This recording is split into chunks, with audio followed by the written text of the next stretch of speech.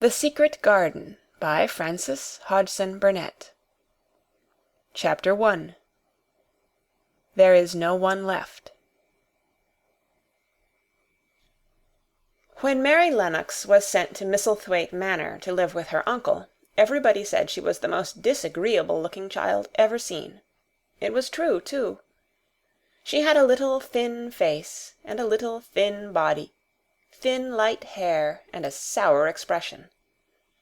Her hair was yellow, and her face was yellow because she had been born in India, and had always been ill in one way or another. Her father had held a position under the English government, and had always been busy and ill himself, and her mother had been a great beauty who cared only to go to parties and amuse herself with gay people. She had not wanted a little girl at all, and when Mary was born she handed her over to the care of an ayah, who was made to understand that if she wished to please the Mem-Sahib, she must keep the child out of sight as much as possible. So when she was a sickly, fretful, ugly little baby she was kept out of the way, and when she became a sickly, fretful, toddling thing she was kept out of the way also. She never remembered seeing familiarly anything but the dark faces of her ayah and the other native servants, and as they always obeyed her and gave her her own way in everything, because the Mem-Sahib would be angry if she was disturbed by her crying, by the time she was 6 years old she was as tyrannical and selfish a little pig as ever lived. The young English governess who came to teach her to read and write disliked her so much that she gave up her place in 3 months. And when other governesses came to try to fill it, they always went away in a shorter time than the first one. So if Mary had not chosen to really want to know how to read books, she would never have learned her letters at all. One frightfully hot morning, when she was about 9 years old, she awakened feeling very cross, and she became crosser still when she saw that the servant who stood by her bedside was not her ayah. "Why did you come?" she said to the strange woman. "I will not let you stay. Send my ayah to me." The woman looked frightened, but she only stammered that the ayah could not come, and when Mary threw herself into a passion and beat and kicked her, she looked only more frightened, and repeated that it was not possible for the ayah to come to Missee Sahib. There was something mysterious in the air that morning.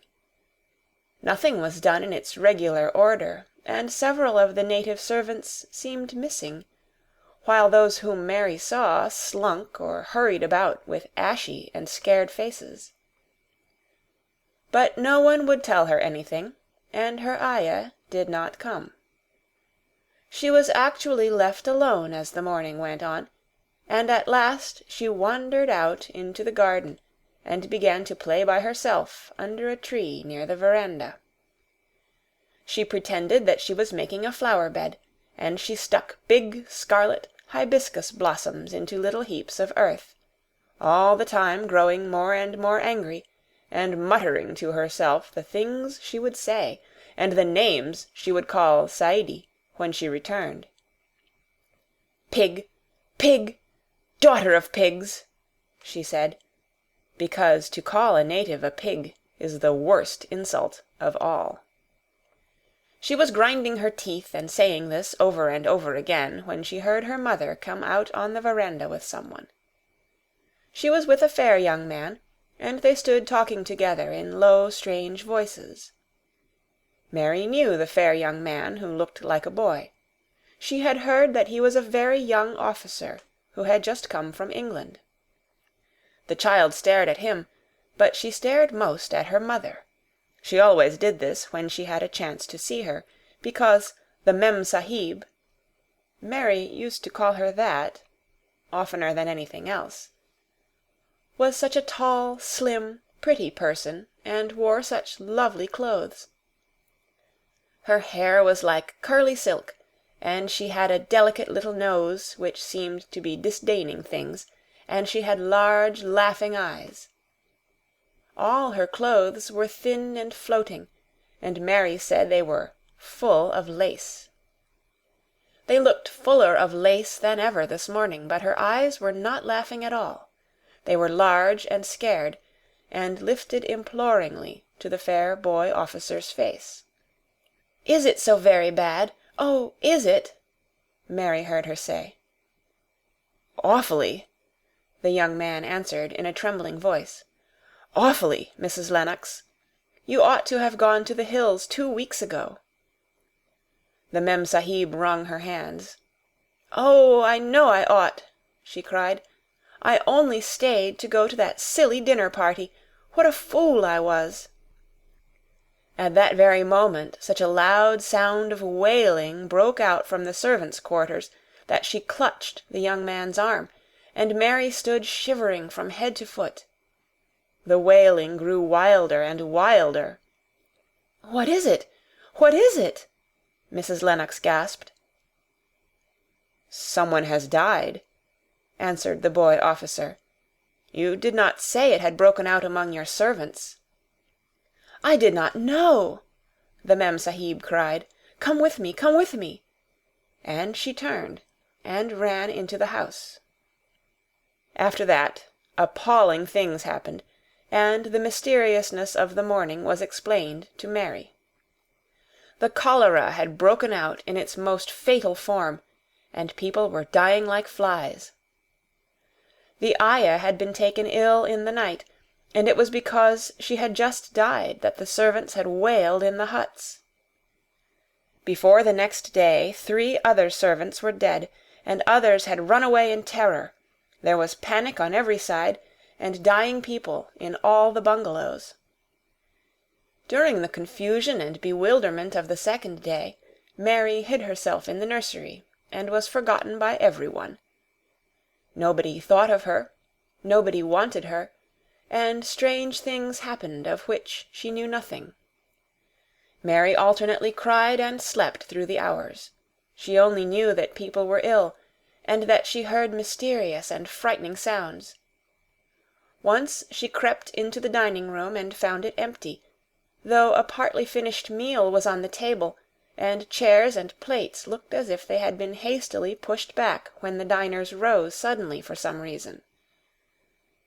The child ate some fruit and biscuits, and being thirsty she drank a glass of wine which stood nearly filled. It was sweet, and she did not know how strong it was. Very soon it made her intensely drowsy, and she went back to her nursery and shut herself in again, frightened by cries she heard in the huts and by the hurrying sound of feet. The wine made her so sleepy that she could scarcely keep her eyes open, and she lay down on her bed and knew nothing more for a long time. Many things happened during the hours in which she slept so heavily, but she was not disturbed by the wails and the sound of things being carried in and out of the bungalow. When she awakened, she lay and stared at the wall. The house was perfectly still.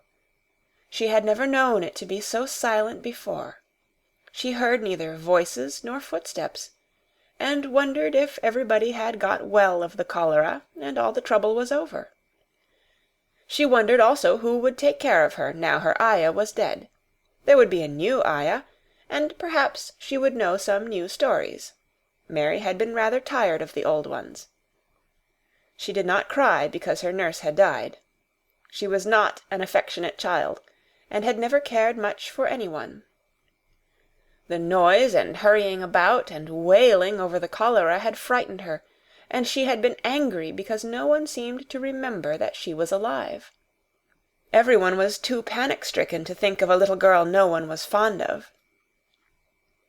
When people had the cholera, it seemed that they remembered nothing but themselves.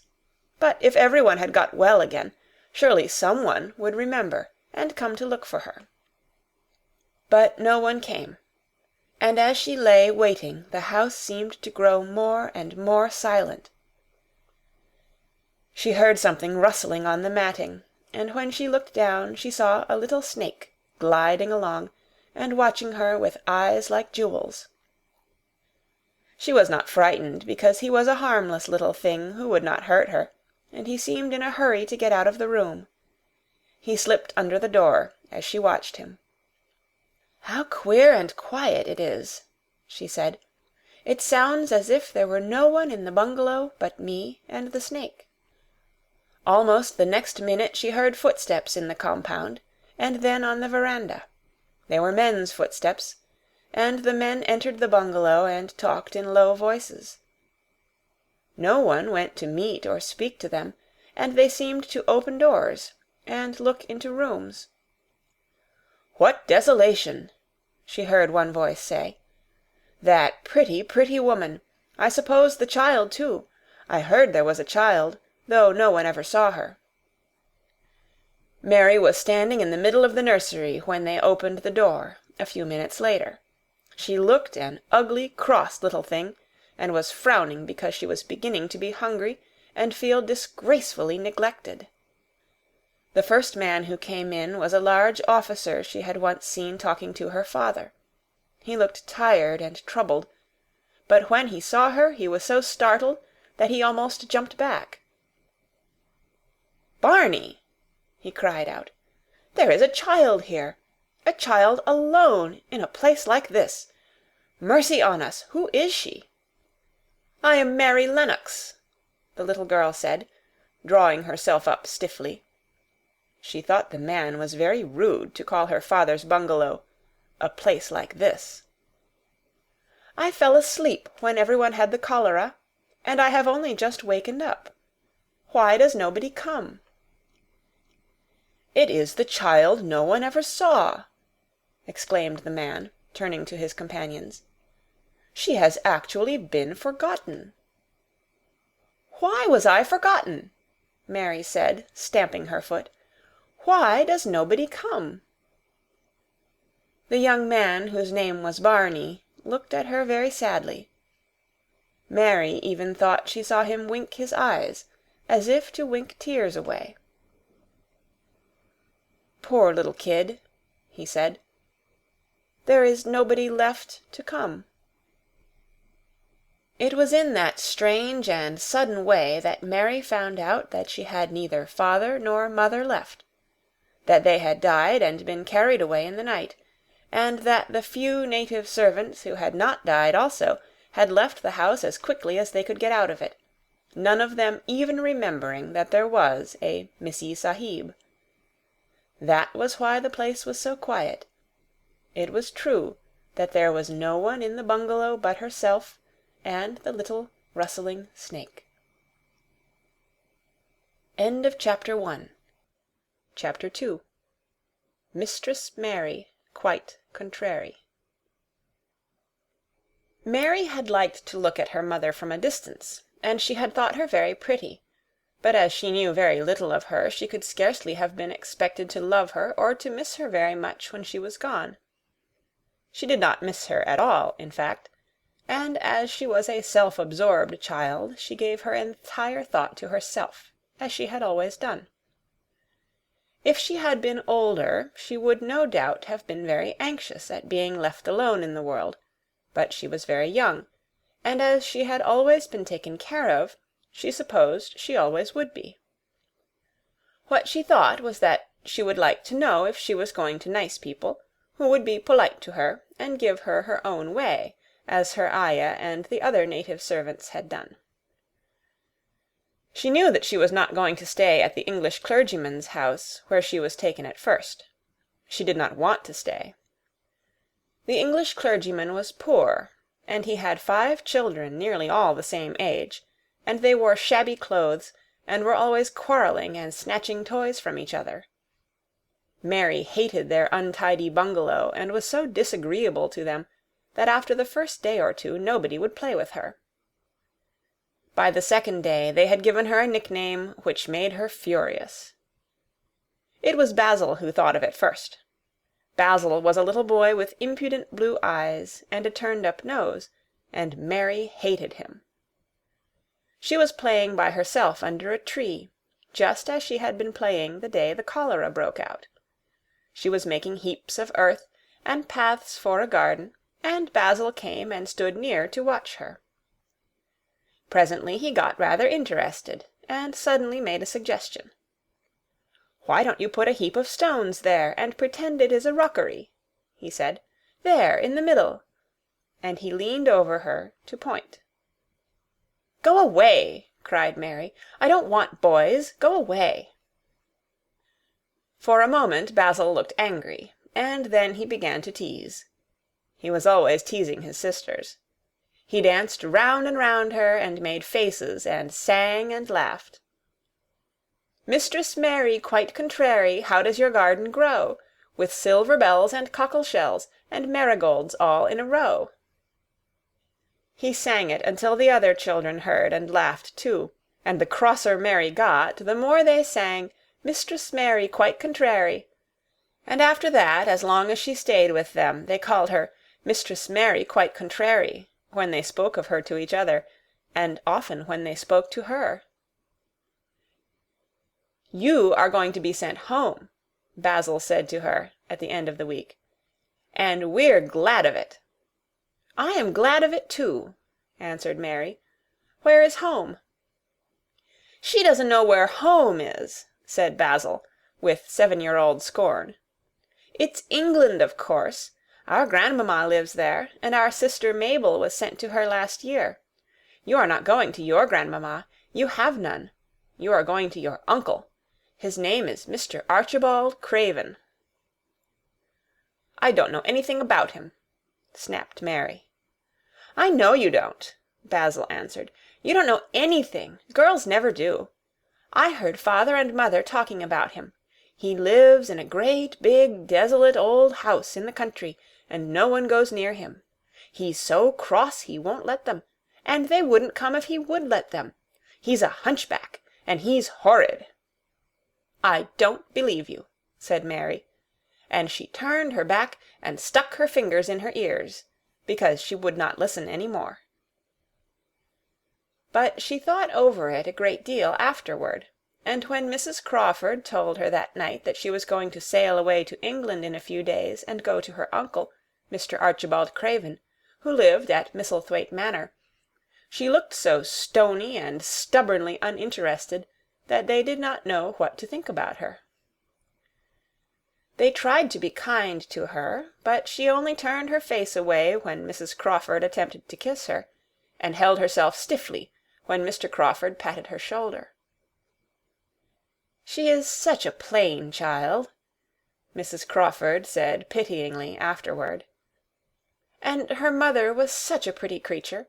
She had a very pretty manner, too, and Mary has the most unattractive ways I ever saw in a child. The children call her Mistress Mary quite contrary, and, though it's naughty of them, one can't help understanding it."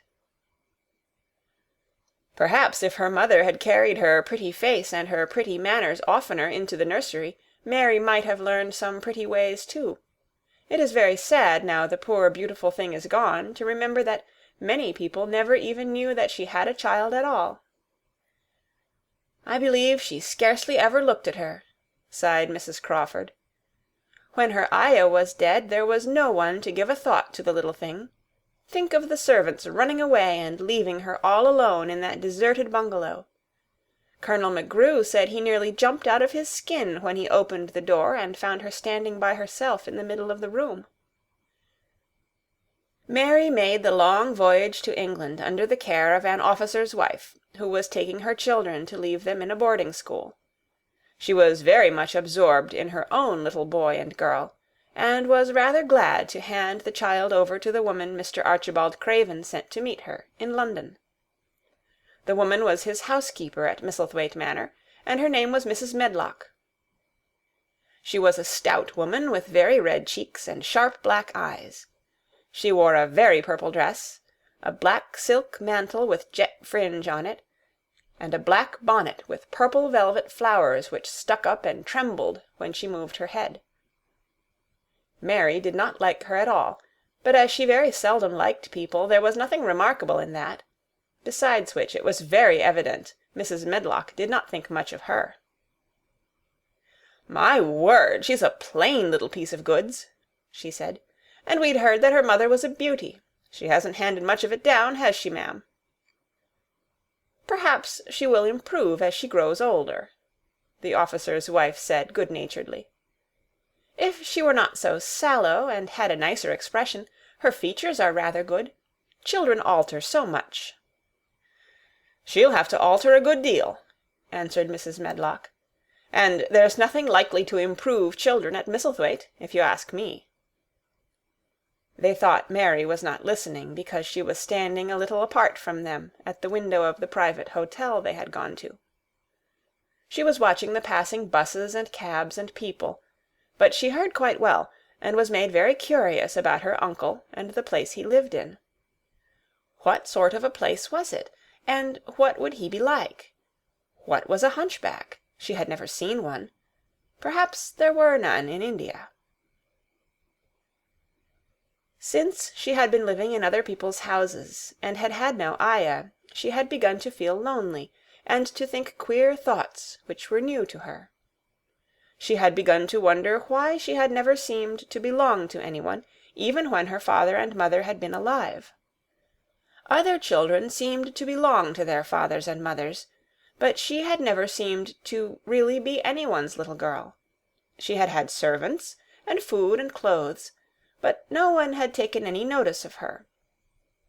She did not know that this was because she was a disagreeable child, but then, of course, she did not know she was disagreeable. She often thought that other people were, but she did not know that she was so herself.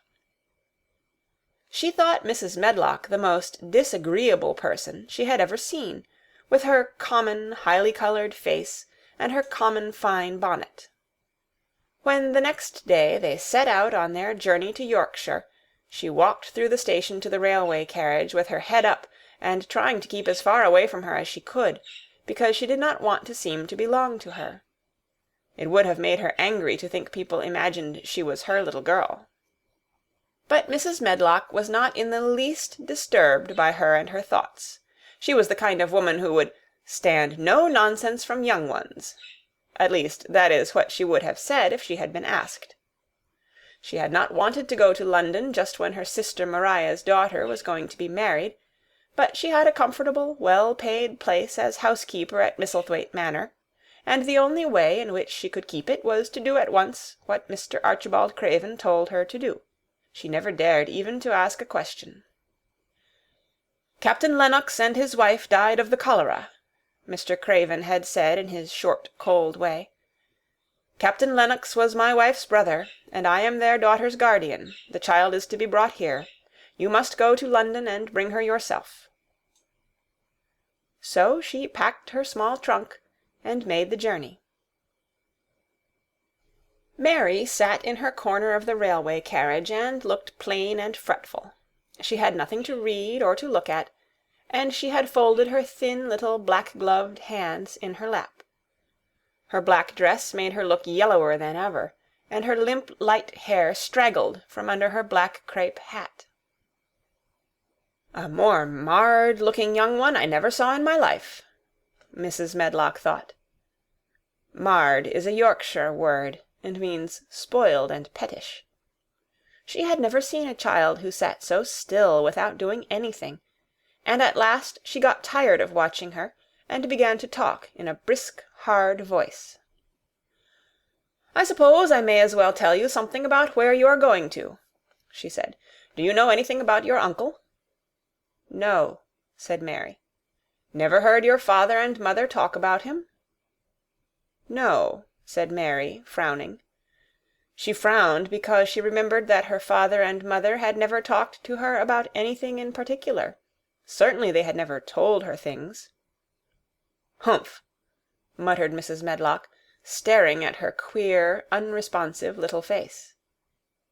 She did not say any more for a few moments, and then she began again. "I suppose you might as well be told something, to prepare you. You are going to a queer place." Mary said nothing at all, and Mrs. Medlock looked rather discomfited by her apparent indifference. But, after taking a breath, she went on. "Not but that it's a grand big place in a gloomy way, and Mr. Craven's proud of it in his way, and that's gloomy enough too. The house is 600 years old, and it's on the edge of the moor, and there's near 100 rooms in it, though most of them shut up and locked. And there's pictures and fine old furniture and things that's been there for ages. And there's a big park round it, and gardens, and trees with branches trailing to the ground, some of them." She paused, and took another breath. "But there's nothing else," she ended suddenly. Mary had begun to listen in spite of herself. It all sounded so unlike India, and anything new rather attracted her. But she did not intend to look as if she were interested. That was one of her unhappy, disagreeable ways. So she sat still. "Well," said Mrs. Medlock, "what do you think of it?" "Nothing," she answered. "I know nothing about such places." That made Mrs. Medlock laugh a short sort of laugh. "Eh," she said, "but you are like an old woman. Don't you care?" "It doesn't matter," said Mary, "whether I care or not." "You are right enough there," said Mrs. Medlock. "It doesn't. What you're to be kept at Misselthwaite Manor for I don't know, unless because it's the easiest way. He's not going to trouble himself about you, that's sure and certain. He never troubles himself about no one." She stopped herself as if she had just remembered something in time. "He's got a crooked back," she said. "That set him wrong. He was a sour young man, and got no good of all his money and big place till he was married." Mary's eyes turned toward her in spite of her intention not to seem to care. She had never thought of the hunchback's being married, and she was a trifle surprised. Mrs. Medlock saw this, and as she was a talkative woman, she continued with more interest. This was one way of passing some of the time, at any rate. "She was a sweet, pretty thing, and he'd have walked the world over to get her a blade o' grass she wanted. Nobody thought she'd marry him, but she did, and people said she married him for his money. But she didn't. She didn't. Positively. When she died—" Mary gave a little involuntary jump. "Oh, did she die?" she exclaimed, quite without meaning to. She had just remembered a French fairy story she had once read, called Riquet à la Houppe. It had been about a poor hunchback and a beautiful princess, and it had made her suddenly sorry for Mr. Archibald Craven. "Yes, she died," Mrs. Medlock answered, "and it made him queerer than ever. He cares about nobody. He won't see people. Most of the time he goes away, and when he is at Misselthwaite he shuts himself up in the west wing, and won't let any one but Pitcher see him. Pitcher's an old fellow, but he took care of him when he was a child, and he knows his ways." It sounded like something in a book, and it did not make Mary feel cheerful. A house with 100 rooms, nearly all shut up and with their doors locked, a house on the edge of a moor, whatsoever a moor was, sounded dreary. A man with a crooked back who shut himself up also. She stared out of the window with her lips pinched together, and it seemed quite natural that the rain should have begun to pour down in grey slanting lines, and splash and stream down the window-panes. If the pretty wife had been alive, she might have made things cheerful by being something like her own mother, and by running in and out and going to parties, as she had done in frocks full of lace. But she was not there any more. "You needn't expect to see him, because 10 to 1 you won't," said Mrs. Medlock. "And you mustn't expect that there will be people to talk to you. You'll have to play about and look after yourself. You'll be told what rooms you can go into and what rooms you're to keep out of. There's gardens enough. But when you're in the house, don't go wandering and poking about. Mr. Craven won't have it." "I shall not want to go poking about," said sour little Mary, and just as suddenly as she had begun to be rather sorry for Mr. Archibald Craven, she began to cease to be sorry, and to think he was unpleasant enough to deserve all that had happened to him. And she turned her face toward the streaming panes of the window of the railway carriage, and gazed out at the grey rainstorm, which looked as if it would go on for ever and ever. She watched it so long and steadily that the greyness grew heavier and heavier before her eyes, and she fell asleep. End of Chapter 2. Chapter 3. Across the Moor. She slept a long time, and when she awakened, Mrs. Medlock had bought a lunch-basket at one of the stations, and they had some chicken and cold beef and bread and butter, and some hot tea. The rain seemed to be streaming down more heavily than ever, and everybody in the station wore wet and glistening waterproofs. The guard lighted the lamps in the carriage, and Mrs. Medlock cheered up very much over her tea and chicken and beef. She ate a great deal, and afterward fell asleep herself, and Mary sat and stared at her, and watched her fine bonnet slip on one side, until she herself fell asleep once more in the corner of the carriage, lulled by the splashing of the rain against the windows. It was quite dark when she awakened again. The train had stopped at a station, and Mrs. Medlock was shaking her. "You've had a sleep," she said. "It's time to open your eyes. We're at Thwaite Station, and we've got a long drive before us." Mary stood up and tried to keep her eyes open while Mrs. Medlock collected her parcels.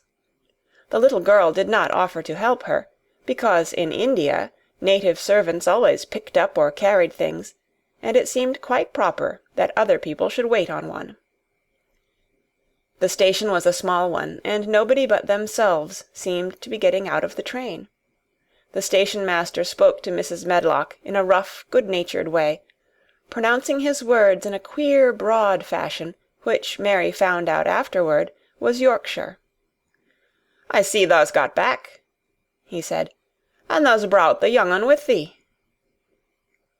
"Aye, that's her," answered Mrs. Medlock, speaking with a Yorkshire accent herself, and jerking her head over her shoulder toward Mary. "How's thy missus?" "Well enow. The carriage is waiting outside for thee."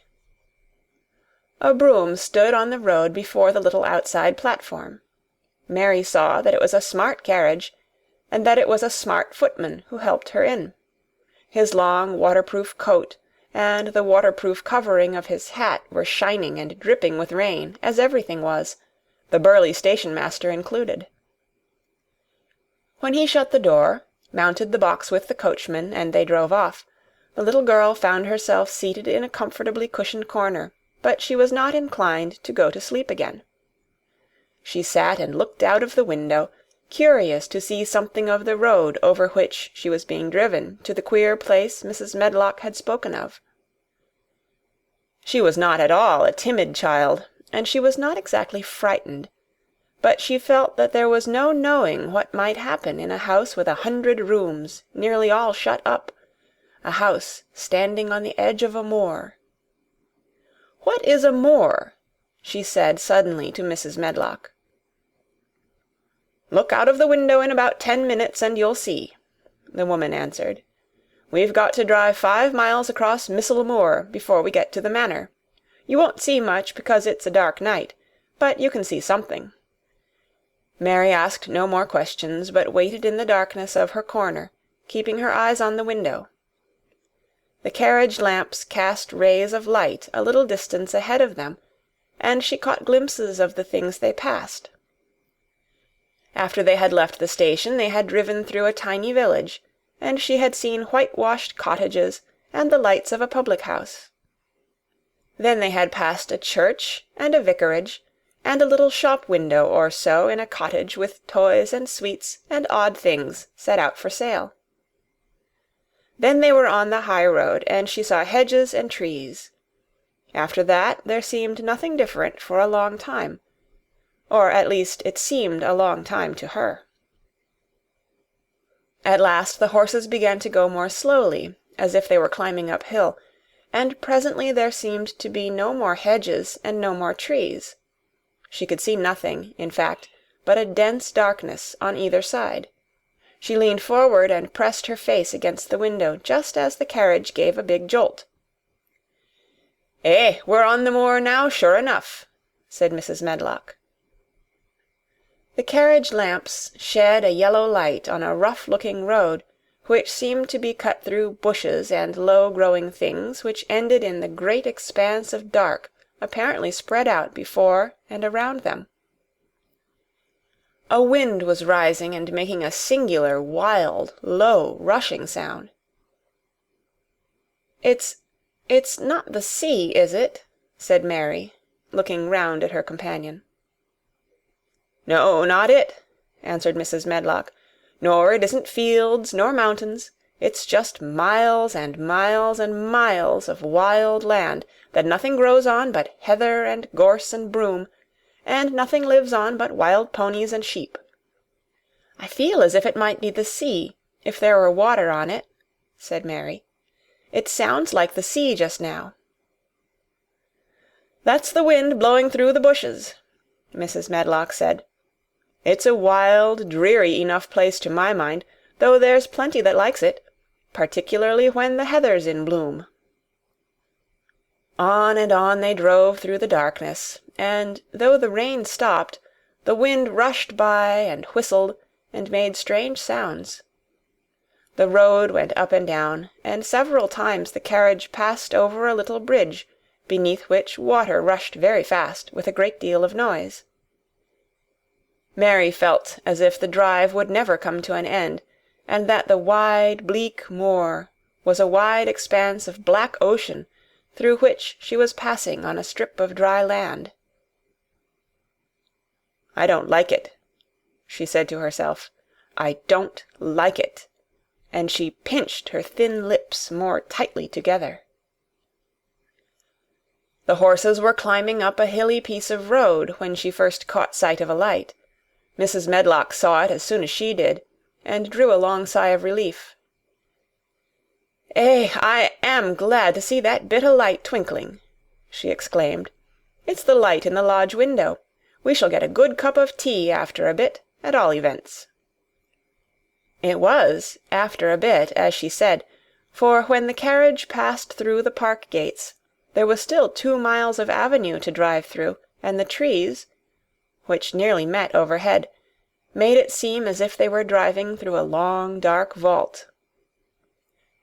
They drove out of the vault into a clear space, and stopped before an immensely long but low-built house, which seemed to ramble round a stone court. At first Mary thought that there were no lights at all in the windows, but as she got out of the carriage she saw that one room in a corner upstairs showed a dull glow. The entrance door was a huge one made of massive, curiously shaped panels of oak, studded with big iron nails and bound with great iron bars. It opened into an enormous hall, which was so dimly lighted that the faces in the portraits on the walls and the figures in the suits of armor made Mary feel that she did not want to look at them. As she stood on the stone floor, she looked a very small, odd little black figure, and she felt as small and lost and odd as she looked. A neat, thin old man stood near the manservant who opened the door for them. "You are to take her to her room," he said in a husky voice. "He doesn't want to see her. He's going to London in the morning." "Very well, Mr. Pitcher," Mrs. Medlock answered. "So long as I know what's expected of me, I can manage." "What's expected of you, Mrs. Medlock," Mr. Pitcher said, "is that you make sure that he's not disturbed, and that he doesn't see what he doesn't want to see." And then Mary Lennox was led up a broad staircase, and down a long corridor, and up a short flight of steps, and through another corridor, and another, until a door opened in a wall, and she found herself in a room with a fire in it, and a supper on a table. Mrs. Medlock said unceremoniously, "Well, here you are. This room and the next are where you'll live, and you must keep to them. Don't you forget that." It was in this way Mistress Mary arrived at Misselthwaite Manor, and she had perhaps never felt quite so contrary in all her life. End of Chapter 3. Chapter 4. Martha. When she opened her eyes in the morning, it was because a young housemaid had come into her room to light the fire, and was kneeling on the hearth-rug, raking out the cinders noisily. Mary lay and watched her for a few moments, and then began to look about the room. She had never seen a room at all like it, and thought it curious and gloomy. The walls were covered with tapestry, with a forest scene embroidered on it. There were fantastically dressed people under the trees, and in the distance there was a glimpse of the turrets of a castle. There were hunters and horses and dogs and ladies. Mary felt as if she were in the forest with them. Out of a deep window she could see a great climbing stretch of land, which seemed to have no trees on it, and to look rather like an endless, dull, purplish sea. "What is that?" she said, pointing out of the window. Martha, the young housemaid, who had just risen to her feet, looked and pointed also. "That there?" she said. "Yes." "That's the moor," with a good-natured grin. "Does thee like it?" "No," answered Mary, "I hate it." "That's because thou art not used to it," Martha said, going back to her hearth. "Thou thinks it's too big and bare now, but thou will like it." "Do you?" inquired Mary. "Aye, that I do," answered Martha, cheerfully polishing away at the grate. "I just love it. It's none bare. It's covered with growin' things as smells sweet. It's fair lovely in spring and summer when the gorse and broom and heather's in flower. It smells o' honey, and there's such a lot of fresh air, and the sky looks so high, and the bees and skylarks make such a nice noise hummin' and singin'. I wouldn't live away from the moor for anythin'." Mary listened to her with a grave, puzzled expression. The native servants she had been used to in India were not in the least like this. They were obsequious and servile, and did not presume to talk to their masters as if they were their equals. They made salams and called them "protector of the poor," and names of that sort. Indian servants were commanded to do things, not asked. It was not the custom to say "please" and "thank you," and Mary had always slapped her ayah in the face when she was angry. She wondered a little what this girl would do if one slapped her in the face. She was a round, rosy, good-natured-looking creature, but she had a sturdy way which made Mistress Mary wonder if she might not even slap back, if the person who slapped her was only a little girl. "You are a strange servant," she said from her pillows, rather haughtily. Martha sat up on her heels with her blacking-brush in her hand, and laughed, without seeming the least out of temper. I know that," she said.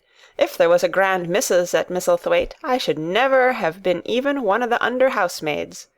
I might have been let to be scullery-maid, but I'd never have been let upstairs. I'm too common, and I talk too much Yorkshire. But this is a funny house for all it's so grand. Seems like there's neither master nor mistress, except Mr. Pitcher and Mrs. Medlock. Mr. Craven, he won't be troubled about anything when he's here, and he's nearly always away. Mrs. Medlock gave me the place out of kindness. She told me she could never have done it if Misselthwaite had been like other big houses." "Are you going to be my servant?" Mary asked, still in her imperious little Indian way. Martha began to rub her grate again. "I'm Mrs. Medlock's servant," she said stoutly, "and she's Mr. Craven's. But I'm to do the housemaid's work up here and wait on you a bit. But you won't need much waitin' on." "Who is going to dress me?" demanded Mary. Martha sat up on her heels again and stared. She spoke in broad Yorkshire in her amazement. "Canna tha dress thysen?" she said. "What do you mean? I don't understand your language," said Mary. I forgot," Martha said. "Mrs. Medlock told me I'd have to be careful, or you wouldn't know what I was sayin'. I mean, can't you put on your own clothes?" "No," answered Mary, quite indignantly. "I never did in my life. My ayah dressed me, of course." "Well," said Martha, evidently not in the least aware that she was impudent, "it's time thou should learn. Thou cannot begin younger. It'll do thee good to wait on thysen a bit. My mother always said she couldn't see why grand people's children didn't turn out fair fools, what with nurses, and bein' washed and dressed and took out to walk as if they was puppies." "It is different in India," said Mistress Mary disdainfully. She could scarcely stand this, but Martha was not at all crushed. I can see it's different," she answered, almost sympathetically. "I dare say it's because there's such a lot of blacks there, instead o' respectable white people. When I heard you was comin' from India, I thought you was a black too." Mary sat up in bed, furious. "What?" she said. "What? You thought I was a native? You daughter of a pig!" Martha stared and looked hot. "Who are you callin' names?" she said. "You needn't be so vexed. That's not the way for a young lady to talk. I've nothing against the blacks. When you read about 'em in tracts, they're always very religious. You always read as a black's a man and a brother. I've never seen a black, and I was fair pleased to think I was going to see one close. When I come in to light your fire this morning, I crept up to your bed and pulled the cover back careful to look at you. And there you was," disappointedly. "No more black than me, for all you're so yeller." Mary did not even try to control her rage and humiliation. "You thought I was a native? You dared? You don't know anything about natives. They're not people. They're servants who must salaam to you. You know nothing about India. You know nothing about anything." She was in such a rage, and felt so helpless before the girl's simple stare, and somehow she suddenly felt so horribly lonely and far away from everything she understood, and which understood her, that she threw herself face downward on the pillows and burst into passionate sobbing. Martha was a little frightened, and quite sorry for her. She went to the bed and bent over her. You mustn't cry like that there," she begged. "You mustn't for sure. I didn't know you'd be vexed. I don't know anything about anything, just like you said. I beg your pardon, miss. Do stop crying." There was something comforting and really friendly in her queer Yorkshire speech and sturdy way, which had a good effect on Mary. She gradually ceased crying and became quiet. Martha looked relieved. "It's time for thee to get up now," she said. "Mrs. Medlock said I was to carry the breakfast and tea and dinner into the room next to this. It's been made into a nursery for thee. I'll help thee on with thy clothes if thou'll get out o' bed. If the buttons are at the back, thou cannot button them up thyself." When Mary at last decided to get up, the clothes Martha took from the wardrobe were not the ones she had worn when she arrived the night before with Mrs. Medlock. "Those are not mine," she said. "Mine are black." She looked the thick white wool coat and dress over, and added with cool approval, "Those are nicer than mine."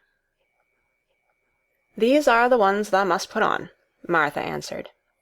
"Mr. Craven ordered Mrs. Medlock to get 'em in London. He said, 'I won't have a child dressed in black wanderin' about like a lost soul,' he said. 'It'd make the place sadder than it is.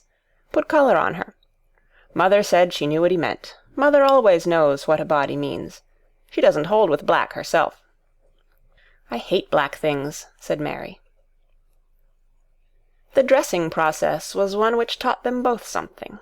Martha had buttoned up her little sisters and brothers, but she had never seen a child who stood still and waited for another person to do things for her, as if she had neither hands nor feet of her own. "Why doesn't thou put on thy own shoes?" she said, when Mary quietly held out her foot. "My ayah did it," answered Mary, staring. "It was the custom." She said that very often. It was the custom.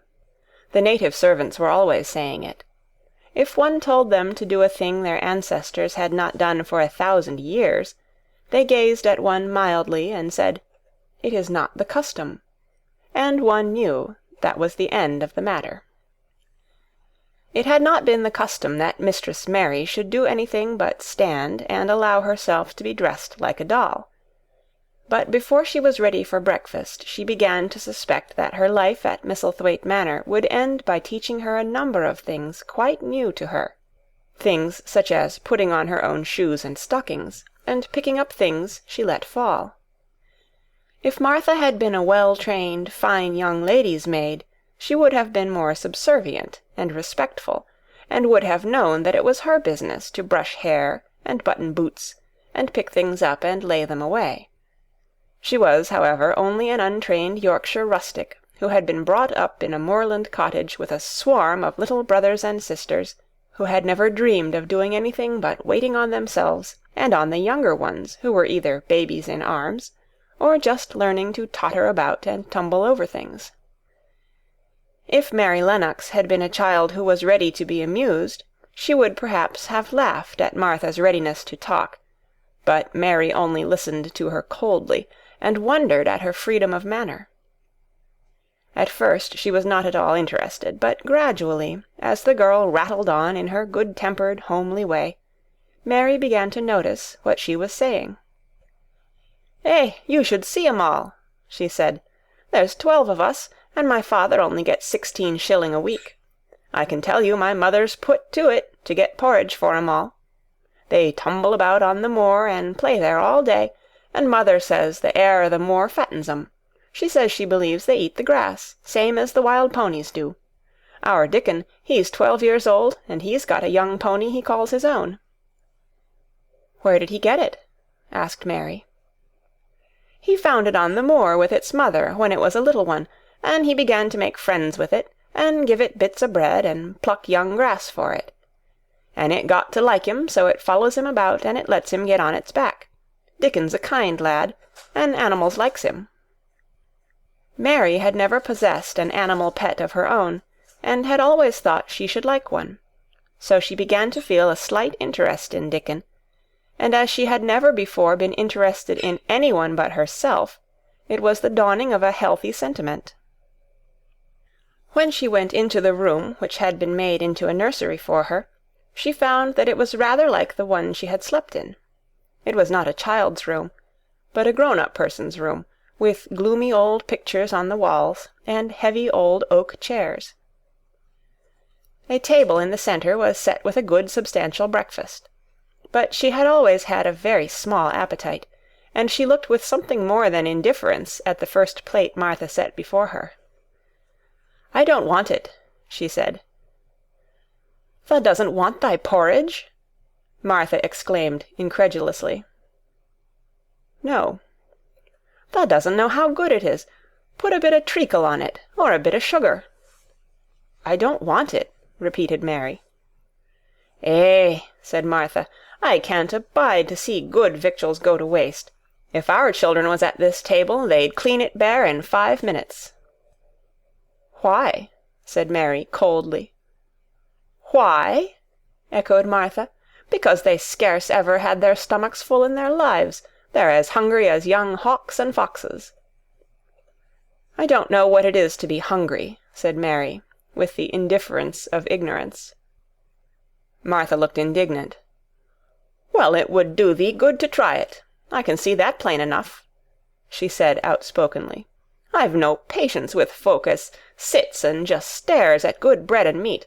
My word, don't I wish Dickon and Phil and Jane and the rest of 'em had what's here under their pinafores." "Why don't you take it to them?" suggested Mary. "It's not mine," answered Martha stoutly, "and this isn't my day out. I get my day out once a month, same as the rest. Then I go home and clean up for mother and give her a day's rest." Mary drank some tea and ate a little toast and some marmalade. "You wrap up warm and run out and play you," said Martha.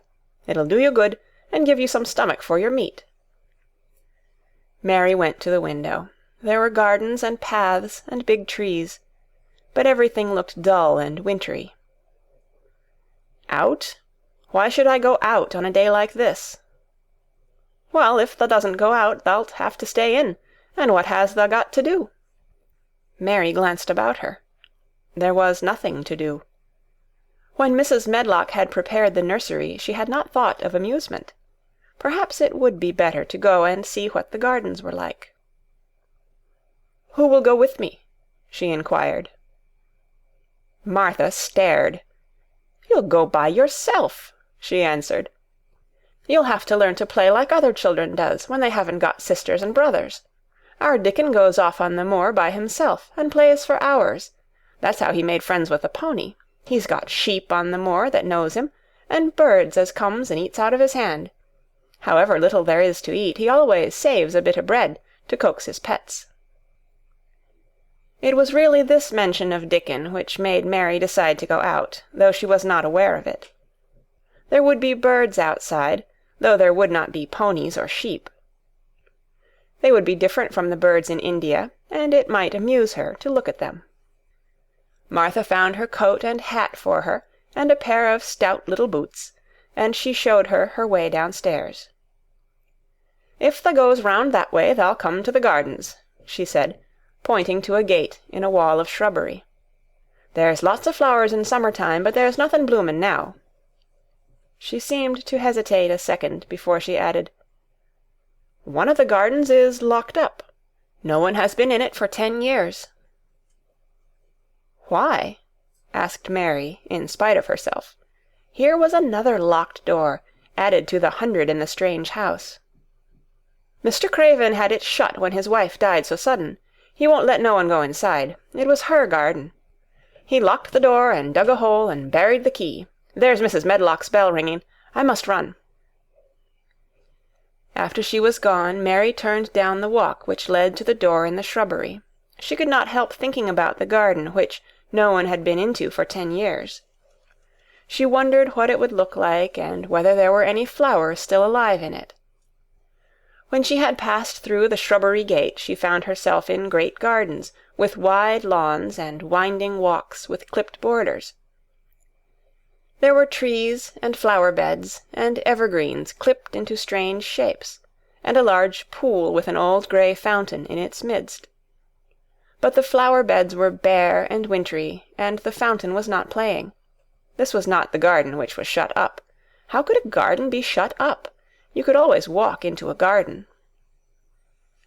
She was just thinking this when she saw that, at the end of the path she was following, there seemed to be a long wall, with ivy growing over it. She was not familiar enough with England to know that she was coming upon the kitchen gardens, where the vegetables and fruit were growing. She went toward the wall and found that there was a green door in the ivy, and that it stood open. This was not the closed garden, evidently, and she could go into it.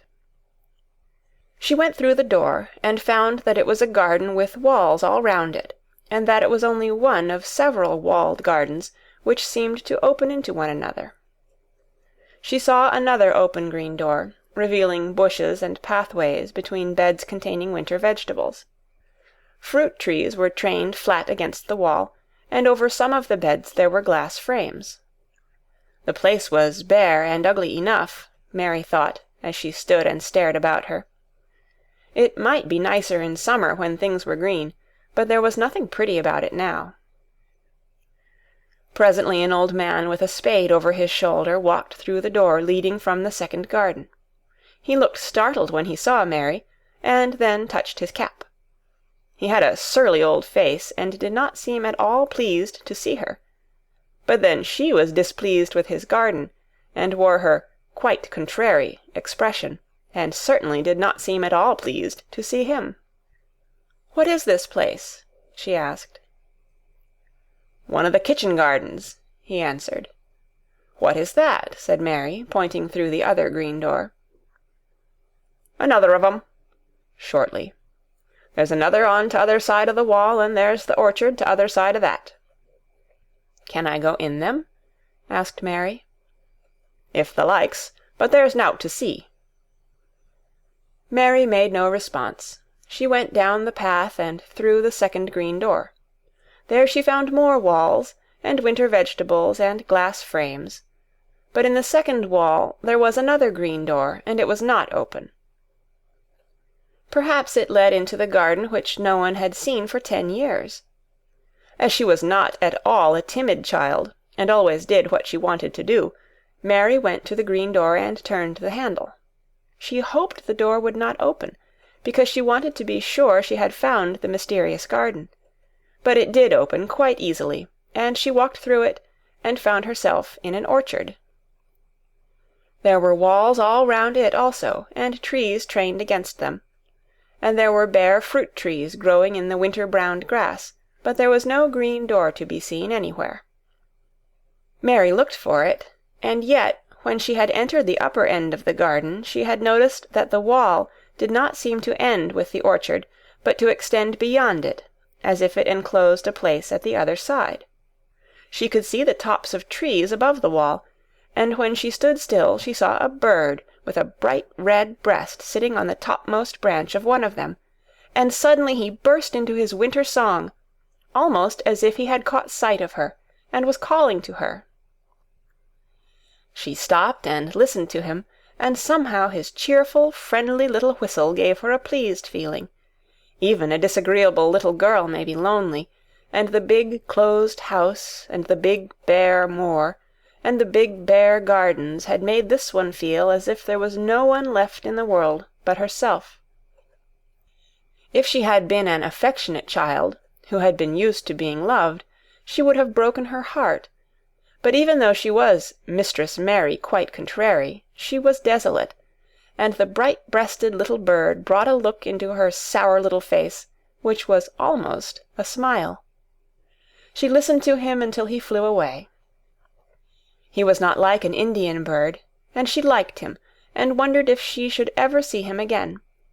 Perhaps he lived in the mysterious garden, and knew all about it. Perhaps it was because she had nothing whatever to do that she thought so much of the deserted garden. She was curious about it, and wanted to see what it was like. Why had Mr. Archibald Craven buried the key?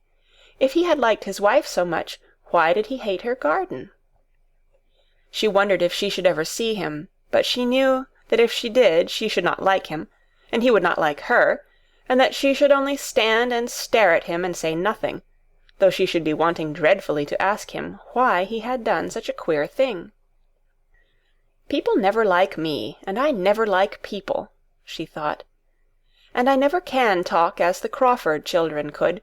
They were always talking and laughing and making noises." She thought of the robin, and of the way he seemed to sing his song at her, and as she remembered the tree-top he perched on, she stopped rather suddenly on the path. "I believe that tree was in the secret garden. I feel sure it was," she said. "There was a wall round the place, and there was no door." She walked back into the first kitchen garden she had entered, and found the old man digging there. She went and stood beside him, and watched him a few moments in her cold little way. He took no notice of her, and so at last she spoke to him. "I have been into the other gardens," she said. "There was nothing to prevent thee," he answered crustily. "I went into the orchard." "There was no dog at the door to bite thee," he answered. "There was no door there into the other garden," said Mary. "What garden?" he said in a rough voice, stopping his digging for a moment. "The one on the other side of the wall," answered Mistress Mary. "There are trees there. I saw the tops of them. A bird with a red breast was sitting on one of them, and he sang."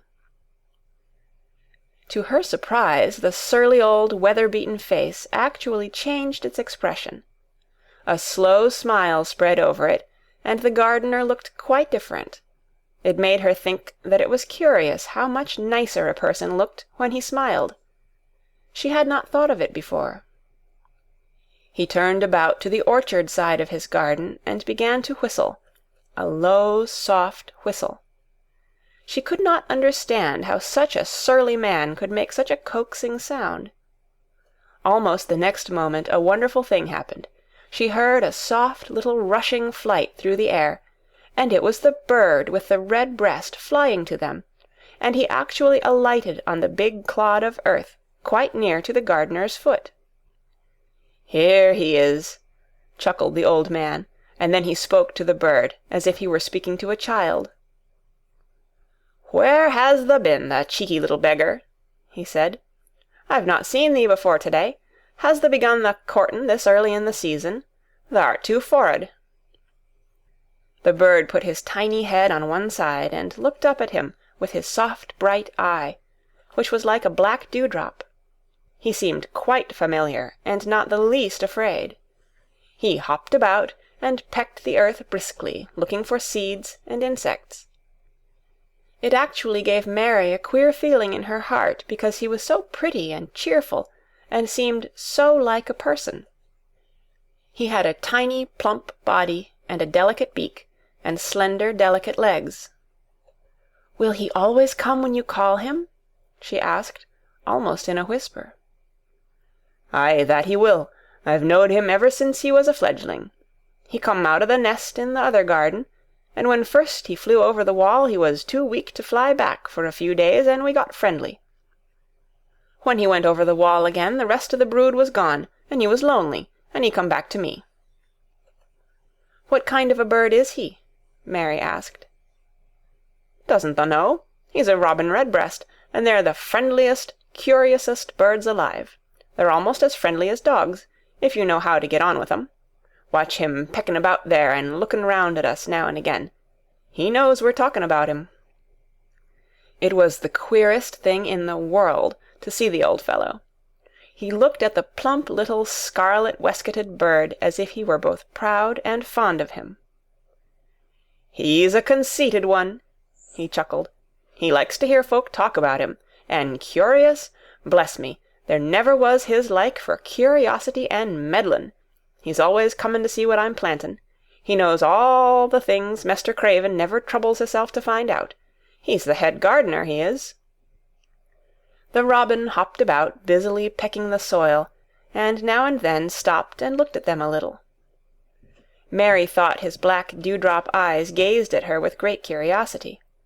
It really seemed as if he were finding out all about her. The queer feeling in her heart increased.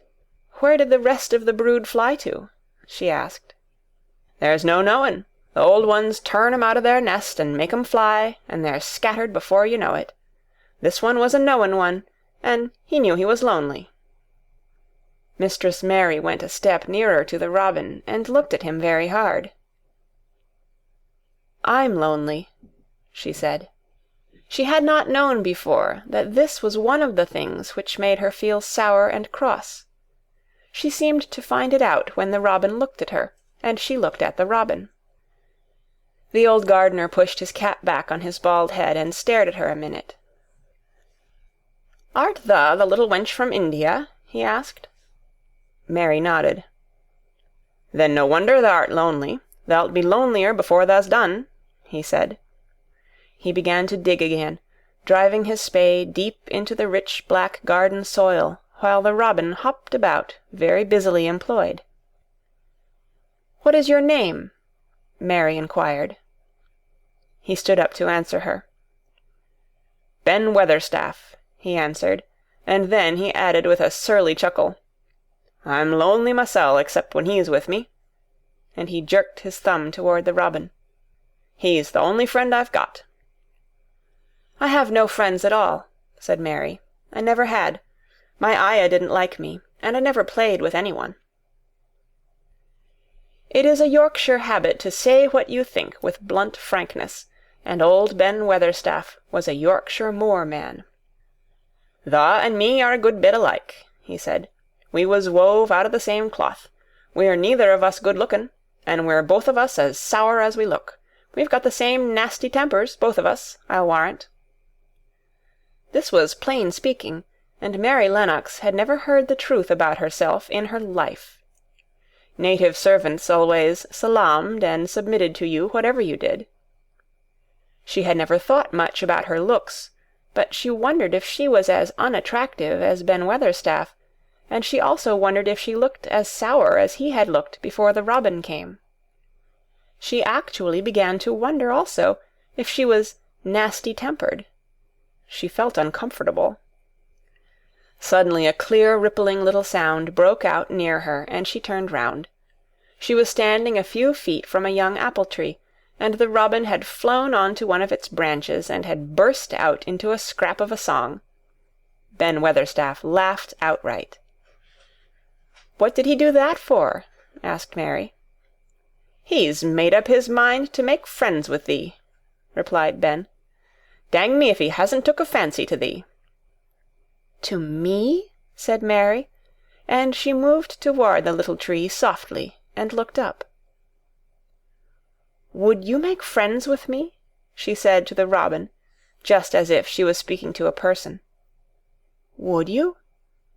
And she did not say it either in her hard little voice or in her imperious Indian voice, but in a tone so soft and eager and coaxing that Ben Weatherstaff was as surprised as she had been when she heard him whistle. "Why," he cried out, "thou said that as nice and human as if there was a real child instead of a sharp old woman. Thou said it almost like Dickon talks to his wild things on the moor." "Do you know Dickon?" Mary asked, turning round rather in a hurry. "Everybody knows him. Dickon's wanderin' about everywhere. The very blackberries and heatherbells knows him. I warrant the foxes shows him where their cubs lies, and the skylarks don't hide their nests from him." Mary would have liked to ask some more questions. She was almost as curious about Dickon as she was about the deserted garden. But just that moment the robin, who had ended his song, gave a little shake of his wings, spread them, and flew away. He had made his visit, and had other things to do. "He has flown over the wall," Mary cried out, watching him. "He has flown into the orchard. He has flown across the other wall into the garden where there is no door." "He lives there," said old Ben.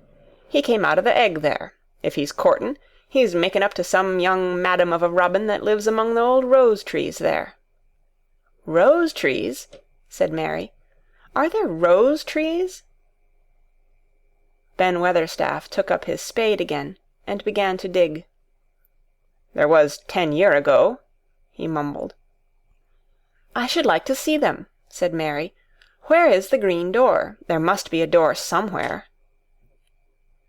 Ben drove his spade deep and looked as uncompanionable as he had looked when she first saw him. "There was 10 year ago, but there isn't now," he said. "No door?" cried Mary. "There must be." "None as anyone can find, and none as is anyone's business. Don't you be a meddlesome wench and poke your nose where it's no cause to go. Here, I must go on with my work. Get you gone and play you. I've no more time." And he actually stopped digging, threw his spade over his shoulder, and walked off, without even glancing at her or saying good-bye. End of Chapter 4. Chapter 5. The Cry in the Corridor. At first each day which passed by for Mary Lennox was exactly like the others. Every morning she awoke in her tapestried room and found Martha kneeling upon the hearth building her fire. Every morning she ate her breakfast in the nursery, which had nothing amusing in it, and after each breakfast she gazed out of the window across to the huge moor which seemed to spread out on all sides and climb up to the sky. And after she had stared for a while she realized that if she did not go out she would have to stay in and do nothing, and so she went out.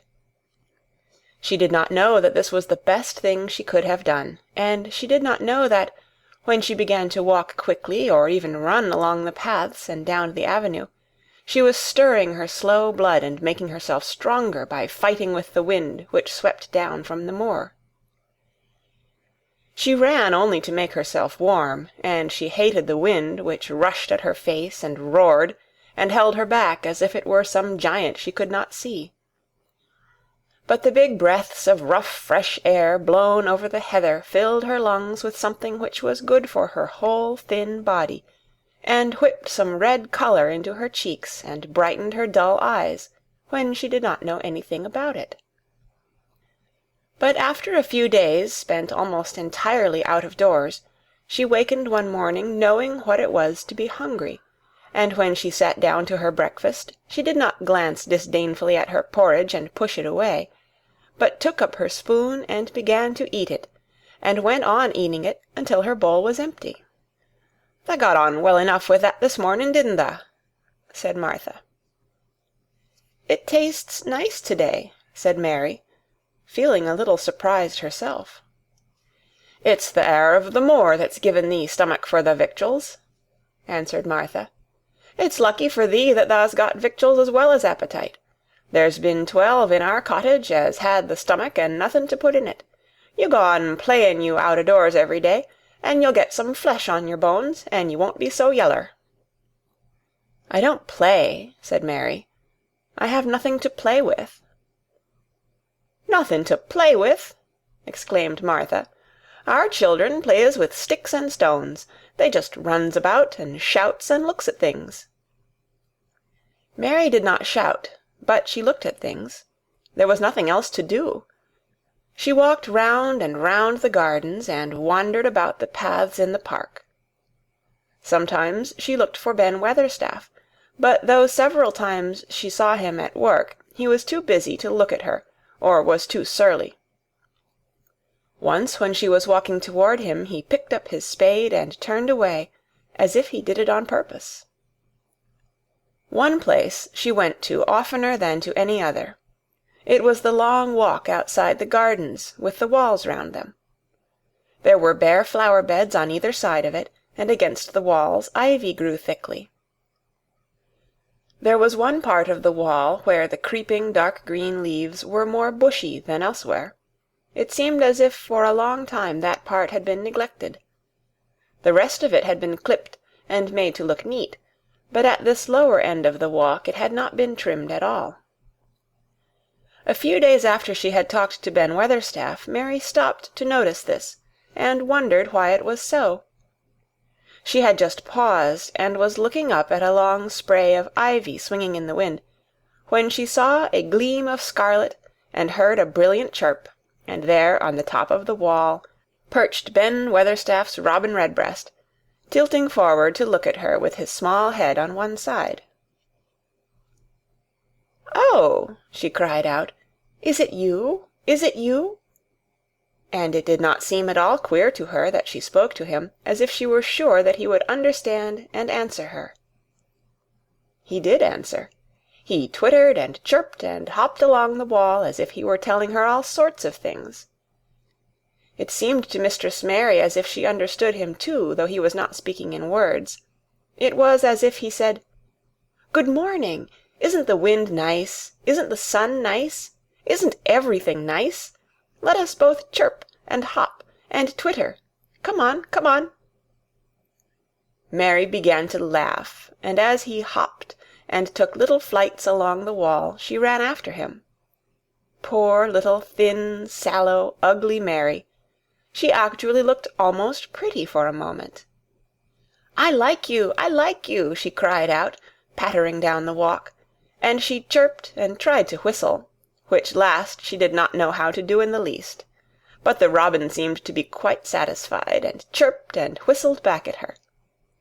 At last he spread his wings and made a darting flight to the top of a tree, where he perched and sang loudly.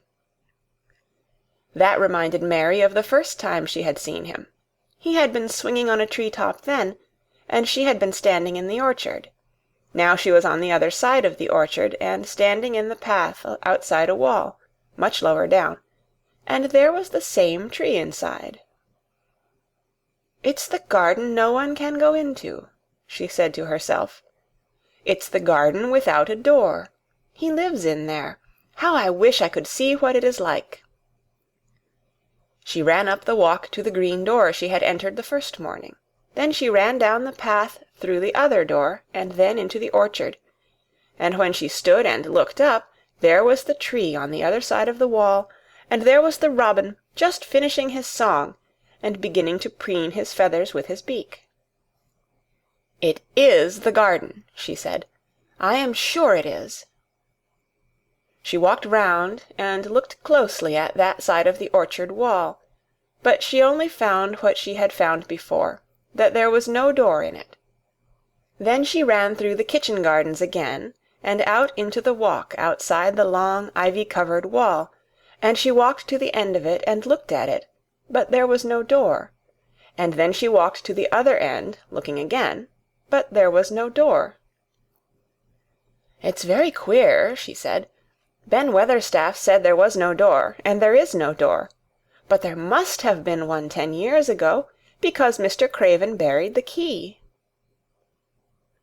This gave her so much to think of that she began to be quite interested, and feel that she was not sorry that she had come to Misselthwaite Manor.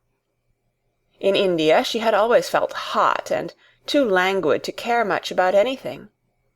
The fact was that the fresh wind from the moor had begun to blow the cobwebs out of her young brain, and to waken her up a little.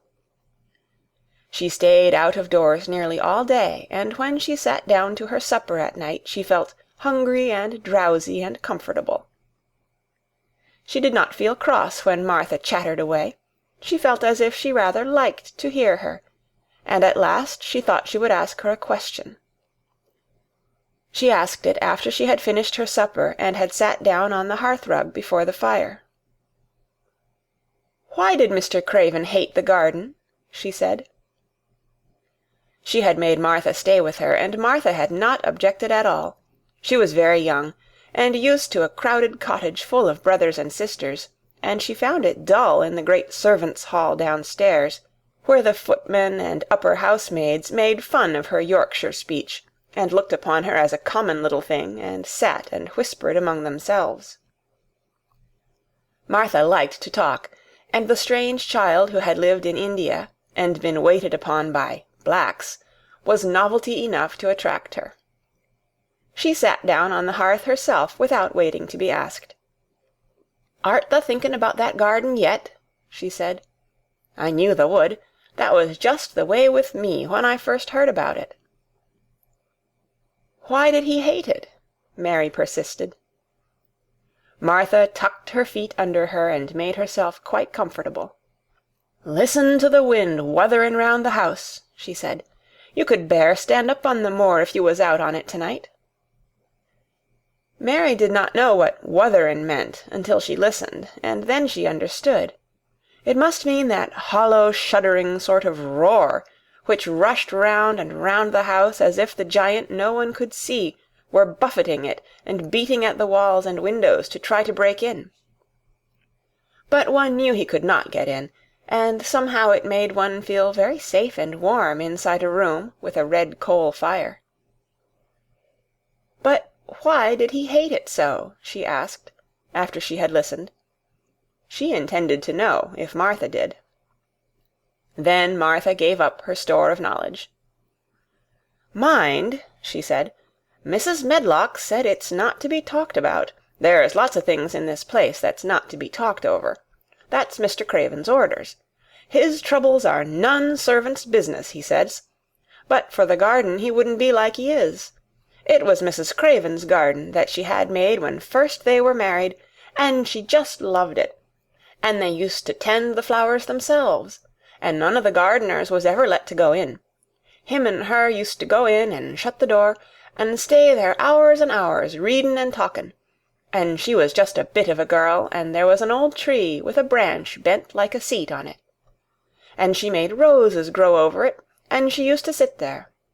But one day when she was sittin' there, the branch broke, and she fell on the ground, and was hurt so bad that next day she died. The doctors thought he'd go out of his mind and die too. That's why he hates it. No one's never gone in since, and he won't let anyone talk about it." Mary did not ask any more questions. She looked at the red fire and listened to the wind wutherin'. It seemed to be wutherin' louder than ever. At that moment a very good thing was happening to her. 4 good things had happened to her, in fact, since she came to Misselthwaite Manor. She had felt as if she had understood a robin, and that he had understood her. She had run in the wind until her blood had grown warm. She had been healthily hungry for the first time in her life, and she had found out what it was to be sorry for someone. But as she was listening to the wind, she began to listen to something else. She did not know what it was, because at first she could scarcely distinguish it from the wind itself. It was a curious sound. It seemed almost as if a child were crying somewhere. Sometimes the wind sounded rather like a child crying, but presently Mistress Mary felt quite sure this sound was inside the house, not outside it. It was far away, but it was inside. She turned round and looked at Martha. "Do you hear anyone crying?" she said. Martha suddenly looked confused. "No," she answered. "It's the wind. Sometimes it sounds like as if someone was lost on the moor and wailin'. It's got all sorts o' sounds." "But listen," said Mary. "It's in the house, down one of those long corridors." And at that very moment a door must have been opened somewhere downstairs, for a great rushing draught blew along the passage, and the door of the room they sat in was blown open with a crash, and as they both jumped to their feet the light was blown out, and the crying sound was swept down the far corridor, so that it was to be heard more plainly than ever. "There!" said Mary. "I told you so. It is someone crying, and it isn't a grown-up person."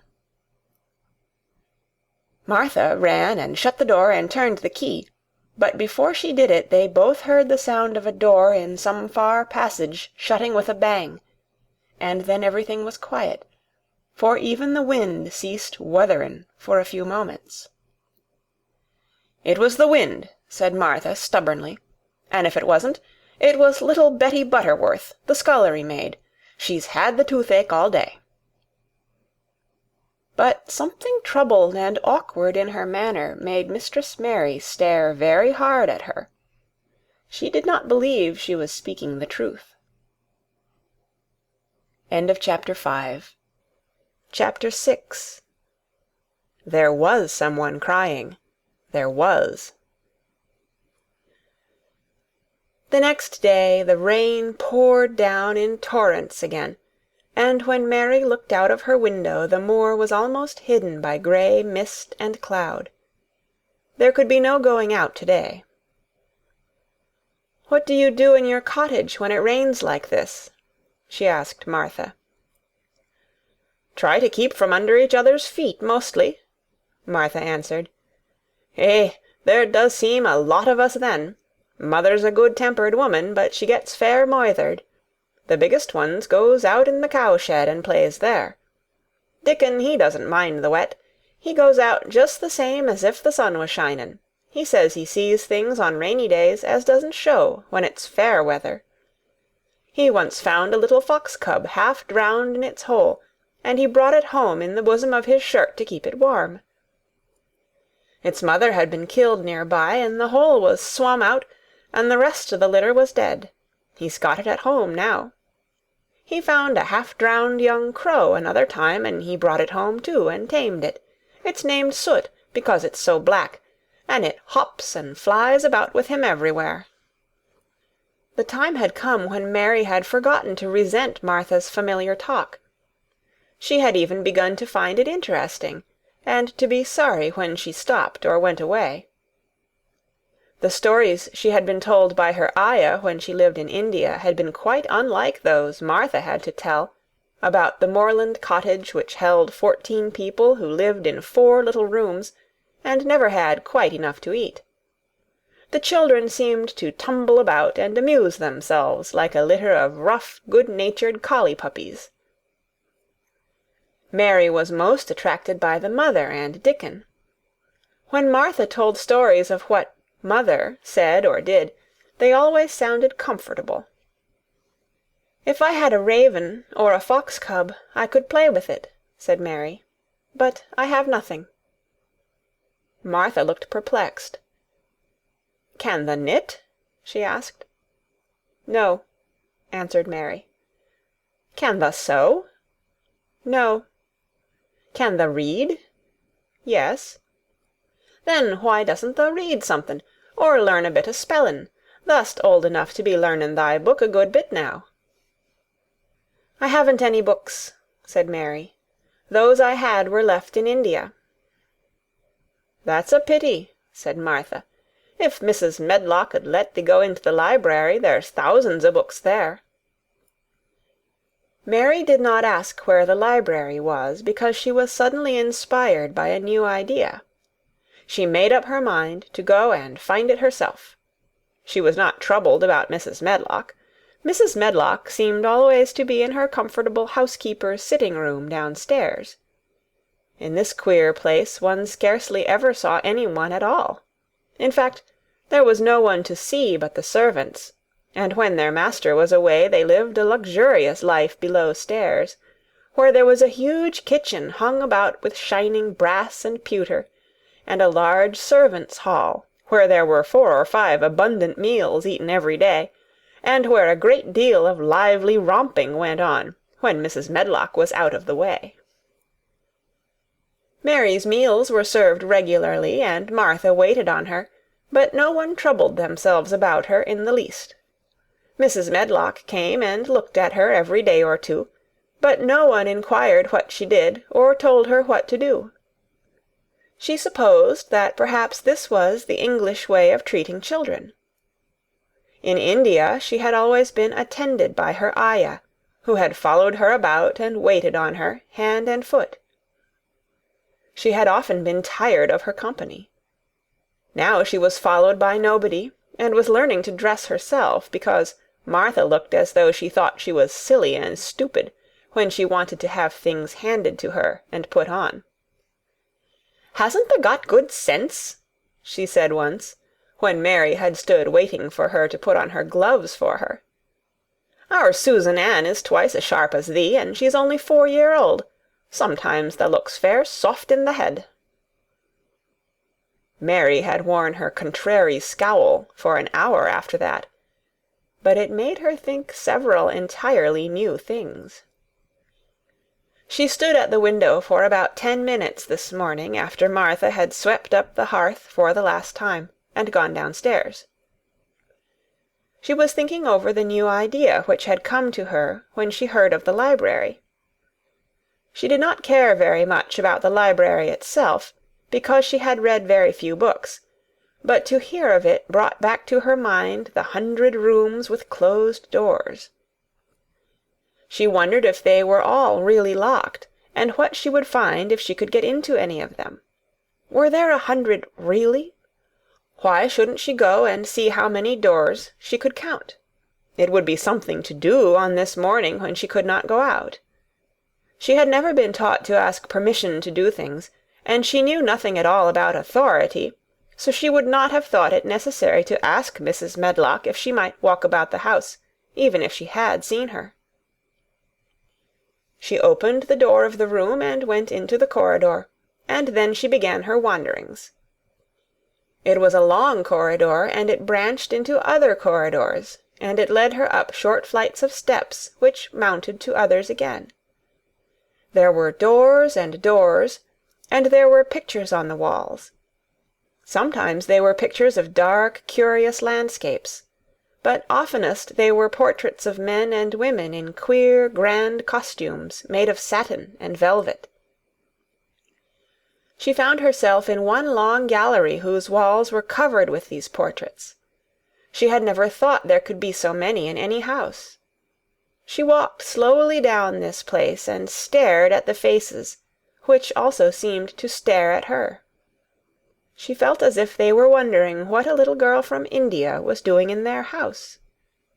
Some were pictures of children, little girls in thick satin frocks, which reached to their feet and stood out about them, and boys with puffed sleeves and lace collars and long hair, or with big ruffs around their necks. She always stopped to look at the children and wonder what their names were, and where they had gone, and why they wore such odd clothes. There was a stiff, plain little girl, rather like herself. She wore a green brocade dress and held a green parrot on her finger. Her eyes had a sharp, curious look. "Where do you live now?" said Mary aloud to her. "I wish you were here." Surely no other little girl ever spent such a queer morning. It seemed as if there was no one in all the huge rambling house but her own small self, wandering about upstairs and down, through narrow passages and wide ones, where it seemed to her that no one but herself had ever walked. Since so many rooms had been built, people must have lived in them, but it all seemed so empty that she could not quite believe it true. It was not until she climbed to the second floor that she thought of turning the handle of a door. All the doors were shut, as Mrs. Medlock had said they were, but at last she put her hand on the handle of one of them and turned it. She was almost frightened for a moment when she felt that it turned without difficulty, and that when she pushed upon the door itself it slowly and heavily opened. It was a massive door, and opened into a big bedroom. There were embroidered hangings on the wall, and inlaid furniture such as she had seen in India stood about the room. A broad window with leaded panes looked out upon the moor, and over the mantel was another portrait of the stiff, plain little girl, who seemed to stare at her more curiously than ever. "Perhaps she slept here once," said Mary. "She stares at me so that she makes me feel queer." After that she opened more doors and more. She saw so many rooms that she became quite tired, and began to think that there must be 100, though she had not counted them. In all of them there were old pictures or old tapestry with strange scenes worked on them. There were curious pieces of furniture and curious ornaments in nearly all of them. In one room, which looked like a lady's sitting-room, the hangings were all embroidered velvet, and in a cabinet were about 100 little elephants made of ivory. They were of different sizes, and some had their mahouts or palanquins on their backs. Some were much bigger than the others, and some were so tiny that they seemed only babies. Mary had seen carved ivory in India, and she knew all about elephants. She opened the door of the cabinet and stood on a footstool and played with these for quite a long time. When she got tired, she set the elephants in order and shut the door of the cabinet. In all her wanderings through the long corridors and the empty rooms, she had seen nothing alive, but in this room she saw something. Just after she had closed the cabinet door, she heard a tiny rustling sound. It made her jump and look around at the sofa by the fireplace, from which it seemed to come. In the corner of the sofa there was a cushion, and in the velvet which covered it there was a hole, and out of the hole peeped a tiny head, with a pair of frightened eyes in it. Mary crept softly across the room to look. The bright eyes belonged to a little grey mouse, and the mouse had eaten a hole into the cushion and made a comfortable nest there. 6 baby mice were cuddled up asleep near her. If there was no one else alive in the 100 rooms, there were 7 mice who did not look lonely at all. "If they wouldn't be so frightened, I would take them back with me," said Mary.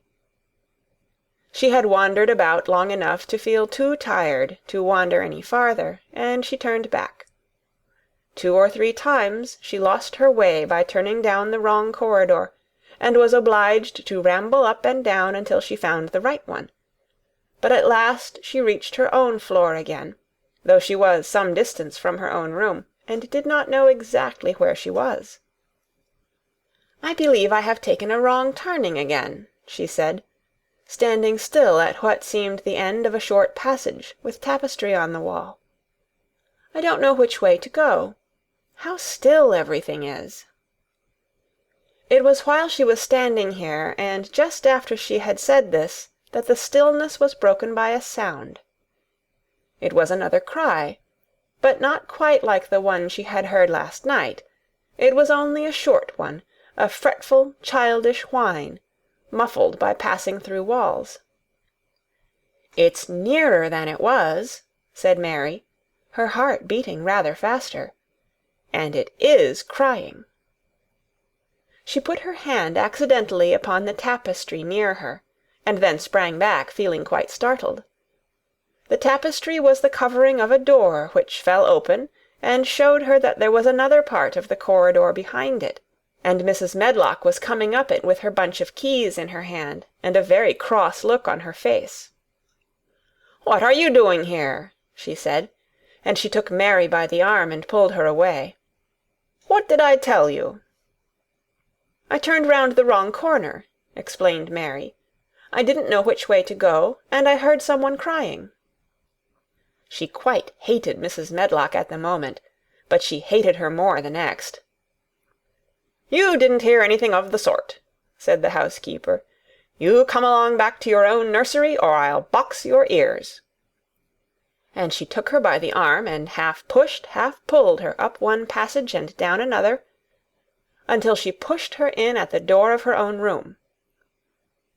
"Now," she said, "you stay where you're told to stay, or you'll find yourself locked up. The master had better get you a governess, same as he said he would. You're one that needs some one to look sharp after you. I've got enough to do." She went out of the room and slammed the door after her, and Mary went and sat on the hearth-rug, pale with rage. She did not cry, but ground her teeth. "There was someone crying, there was, she said to herself. She had heard it twice now, and sometime she would find out. She had found out a great deal this morning.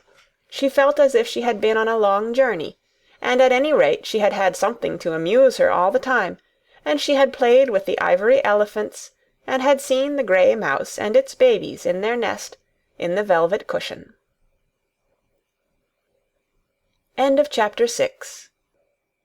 Chapter 7. The Key to the Garden. 2 days after this, when Mary opened her eyes, she sat upright in bed immediately, and called to Martha. "Look at the moor! Look at the moor!" The rainstorm had ended, and the grey mist and clouds had been swept away in the night by the wind. The wind itself had ceased, and a brilliant deep blue sky arched high over the moorland. Never, never had Mary dreamed of a sky so blue. In India skies were hot and blazing. This was of a deep, cool blue, which almost seemed to sparkle like the waters of some lovely, bottomless lake. And here and there, high, high in the arched blueness, floated small clouds of snow-white fleece. The far-reaching world of the moor itself looked softly blue instead of gloomy purple-black or awful dreary grey. "Aye," said Martha, with a cheerful grin. "The storm's over for a bit. It does like this at this time of the year. It goes off in a night like it was pretendin' it had never been here and never meant to come again. That's because the springtime's on its way. It's a long way off yet, but it's comin'." "I thought perhaps it always rained or looked dark in England," Mary said. "Eh, no," said Martha, sitting up on her heels among her black-lead brushes.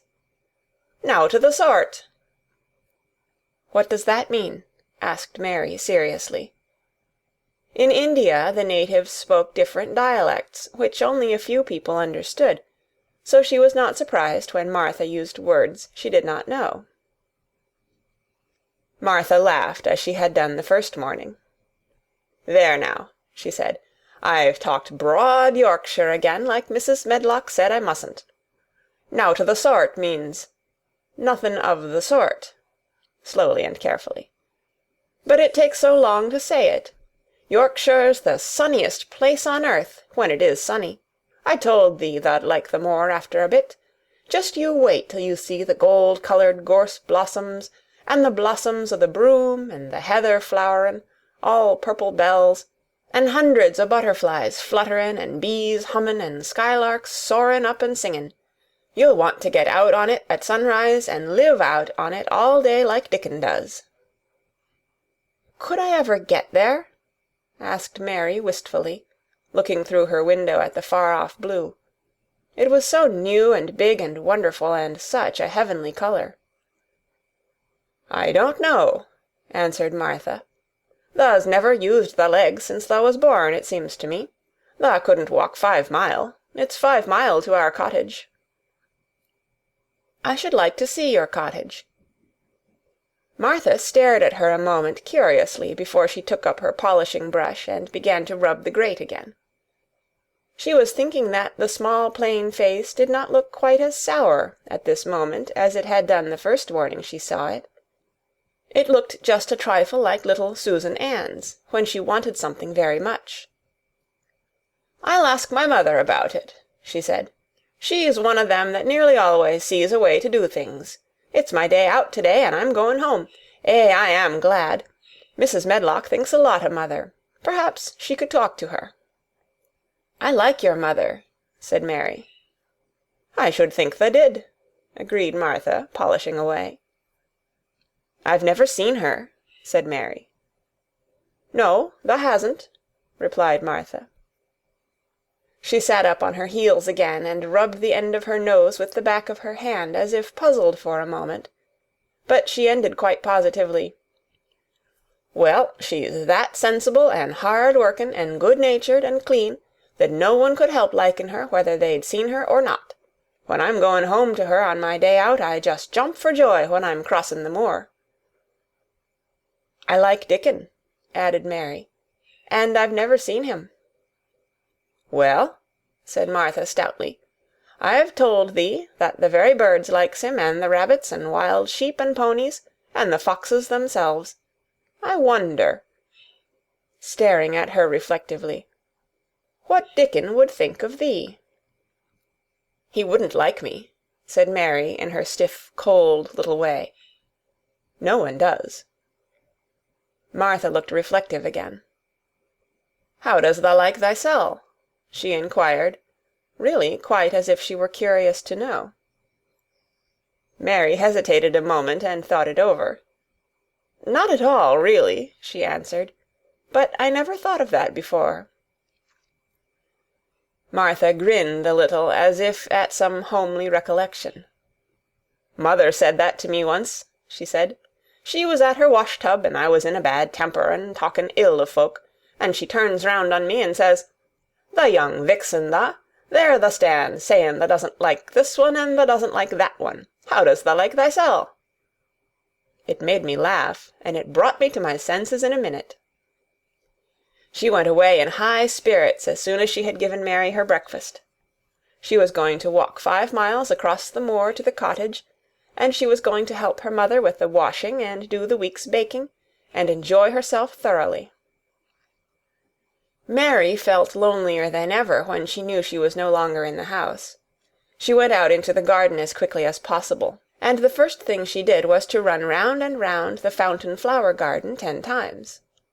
She counted the times carefully, and when she had finished she felt in better spirits. The sunshine made the whole place look different. The high, deep blue sky arched over Misselthwaite as well as over the moor, and she kept lifting her face and looking up into it, trying to imagine what it would be like to lie down on one of the little snow-white clouds and float about. She went into the first kitchen garden and found Ben Weatherstaff working there with 2 other gardeners. The change in the weather seemed to have done him good. He spoke to her of his own accord. "Springtime's comin'," he said. "Cannot thou smell it?" Mary sniffed and thought she could. "I smell something nice and fresh and damp," she said. "That's the good rich earth," he answered, digging away. "It's in a good humour making ready to grow things. It's glad when plantin' time comes. It's dull in the winter when it's got nowt to do. In the flower gardens out there things will be stirring down below in the dark. The sun's warming 'em. You'll see bits o' green spikes sticking out of the black earth after a bit." "What will they be?" asked Mary. "Crocuses and snowdrops and daffydowndillies. Has thou never seen them?" "No, everything is hot and wet and green after the rains in India," said Mary, "and I think things grow up in a night." "These won't grow up in a night," said Weatherstaff.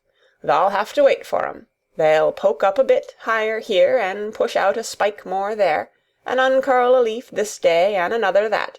You watch 'em." "I am going to," answered Mary. Very soon she heard the soft rustling flight of wings again, and she knew at once that the robin had come again. He was very pert and lively, and hopped about so close to her feet, and put his head on one side and looked at her so slyly, that she asked Ben Weatherstaff a question. "Do you think he remembers me?" she said. "Remembers thee!" said Weatherstaff indignantly. "He knows every cabbage stump in the gardens, let alone the people. He's never seen a little wench here before, and he's bent on finding out all about thee. Tha's no need to try to hide anything from him." "Are things stirring down below in the dark in that garden where he lives?" Mary inquired. "What garden?" grunted Weatherstaff, becoming surly again. "The one where the old rose-trees are." She could not help asking, because she wanted so much to know. "Are all the flowers dead, or do some of them come again in the summer? Are there ever any roses?" "Ask him," said Ben Weatherstaff, hunching his shoulders toward the robin. "He's the only one as knows. No one else has seen inside it for 10 year." 10 years was a long time, Mary thought. She had been born 10 years ago. She walked away, slowly thinking. She had begun to like the garden, just as she had begun to like the robin, and Dickon, and Martha's mother. She was beginning to like Martha, too. That seemed a good many people to like, when you were not used to liking. She thought of the robin as one of the people. She went to her walk outside the long ivy-covered wall over which she could see the tree-tops, and the second time she walked up and down the most interesting and exciting thing happened to her, and it was all through Ben Weatherstaff's robin. She heard a chirp and a twitter, and when she looked at the bare flower-bed at her left side, there he was, hopping about, and pretending to peck things out of the earth, to persuade her that he had not followed her. But she knew he had followed her, and the surprise so filled her with delight that she almost trembled a little. "You do remember me!" she cried out. "You do! You are prettier than anything else in the world!" She chirped and talked and coaxed, and he hopped and flirted his tail and twittered. It was as if he were talking. His red waistcoat was like satin, and he puffed his tiny breast out and was so fine and so grand and so pretty that it was really as if he were showing her how important and like a human person a robin could be. Mistress Mary forgot that she had ever been contrary in her life when he allowed her to draw closer and closer to him, and bend down and talk and try to make something like robin sounds. Oh, to think that he should actually let her come as near to him as that! He knew nothing in the world would make her put out her hand toward him, or startle him in the least tiniest way. He knew it because he was a real person, only nicer than any other person in the world. She was so happy that she scarcely dared to breathe. The flower-bed was not quite bare.